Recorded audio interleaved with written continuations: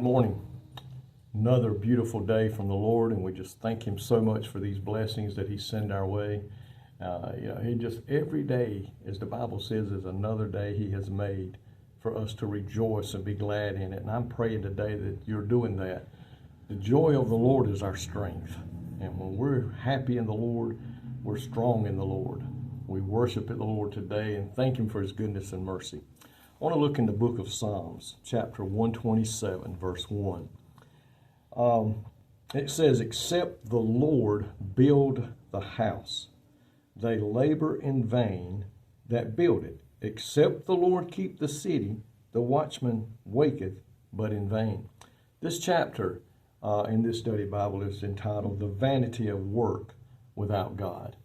You know, there's a lot of people today in this world that are building great things. They're smart. They're doing great works out in the world.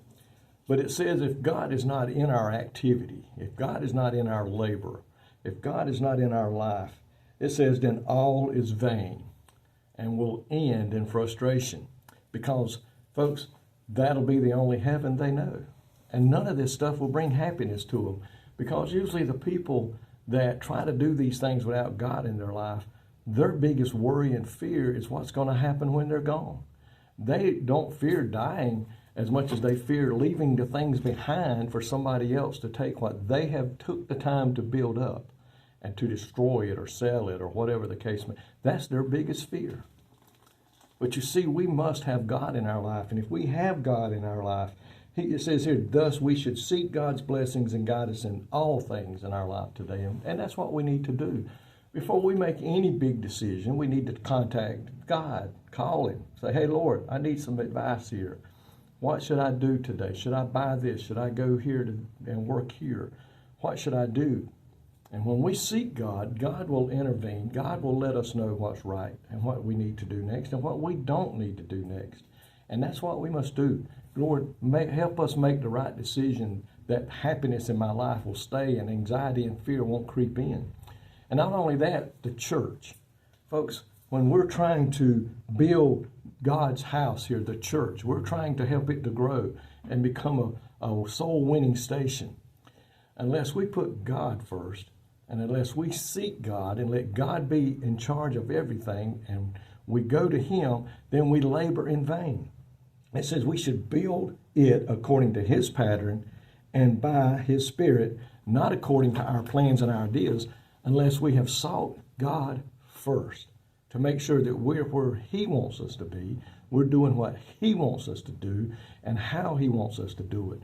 Because if we don't have His blessings for these things in our life, they're not going to reach and accomplish that He would have them to. So my friend, in church and in our life, it should be all about Jesus, and it should be all about what He wants in our life.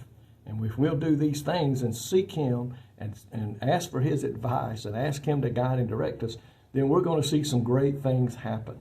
And we need to make sure that God is in the center of it all, that He is number one in our life and number one in our heart. And if we'll do that, then we're going to see some great things happen. And I know that's what we want today. We want to see souls saved. We want to see people healed. We want to see people delivered from bondage.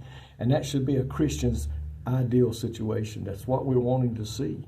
Not how big we can get it, not how famous we can get, but what we can accomplish for God, that He be glorified, that He be lifted up, because He said, if I be lifted up, I will draw all men to me. So folks, today, whether it's in your personal life or if it's involved in church work, let's put God first and seek Him for what He wants and how He wants it done. And if we'll do that, then we're going to see great success come out of these things. Lord, thank You today for Your promise that Your ears are ever listening to our cries. God, You're always there to guide and direct us and to help us make the right decisions and avoid those pitfalls that come when we do things without seeking You first. And God, we just pray today, help us always to be listening for Your voice, to listen for that Spirit to speak to us and tell us, yes, go this way, go that way, do this, so that we may be successful to lift You up and to see hearts and lives changed today. In Jesus' name I pray, amen. May God bless you today.